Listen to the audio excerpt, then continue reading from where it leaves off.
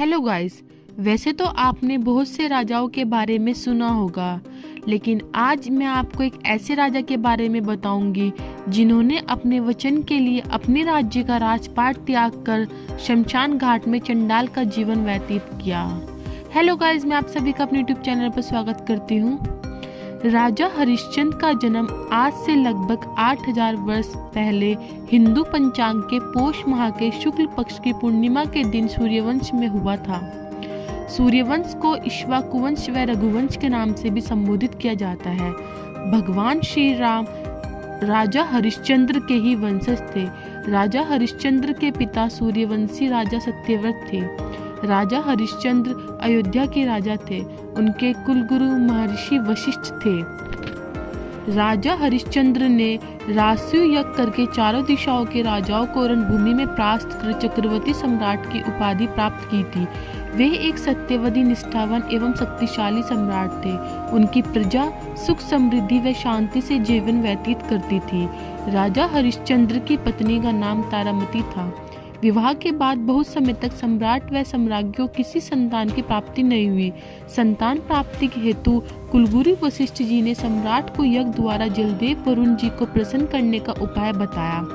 सम्राट हरिश्चंद्र के यज्ञ से प्रसन्न होकर जलदेव वरुण जी ने सम्राट को संतान प्राप्ति का आशीष दिया।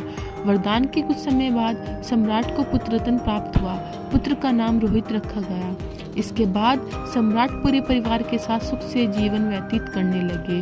कुछ समय बाद देवताओं के राजा इंद्रदेव की एक राजसभा में महर्षि वशिष्ठ व महर्षि विश्वामित्र दोनों के साथ उपस्थित होने का अवसर हुआ। देवराज की राजसभा में चर्चा हुई कि मृत्युलोक का कौन मनुष्य स्वर्ग प्राप्ति का अधिकारी हो सकता। महर्षि वशिष्ठ ने राजा हरिश्चंद्र को स्वर्ग प्राप्ति की पात्रता वाला मनुष्य बताया। महर्षि विश्वामित्र ने महर्षि वशिष्ठ के इस कथन का विरोध किया। निष्कर्ष यह निकला कि महर्षि विश्वामित्र राजा हरिश्चंद्र की परीक्षा लेंगे। राजा हरिश्चंद्र ने सपने में महर्षि विश्वामित्र के दर्शन किए और सपने में ही उन्हें अपना पूरा राजपाट दान दे दिया। अगले दिन प्रातः राजा हरिश्चंद्र के द्वार पर महर्षि विश्वामित्र उपस्थित थे। महर्षि विश्वामित्र ने राजा को सपने का स्मरण कराया और उनके राज्य को दान में मांग लिया। राजा हरिश्चंद्र ने एक क्षण विचार बिना महर्षि विश्वामित्र को अपना संपूर्ण राज्य दान दे दिया। दान के उपरांत महर्षि ने दक्षिणा की मांग हरिश्चंद्र जी के समक्ष रखी, क्योंकि अब देने के लिए कुछ बचा ही नहीं था। इसलिए हरिश्चंद्र जी ने स्वयं को व पत्नी को नीलाम कर दक्षिणा का धन जुटाया। तारामती जी एक सेठ सेठानी के यहाँ घरेलू सेवक का कार्य करने लगी। बालक रोहित भी अपनी माता के साथ रहा। इधर हरिश्चंद्र एक चंडाल का सेवक कार्य करने लगे।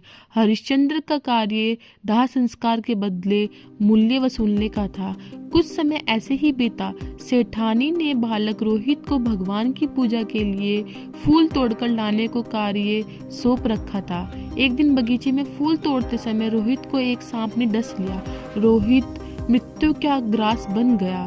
दुखी माँ तारामती जी अपने बेटे की पार्थिव देह लेकर शमशान पहुंची तो वहां उन्हें हरिश्चंद्र मिले। सम्राट का अपना पुत्र मर चुका था और उसका दाह संस्कार करना था। सम्राज्ञी के पास दाह संस्कार हेतु देने के लिए कुछ भी धन नहीं था।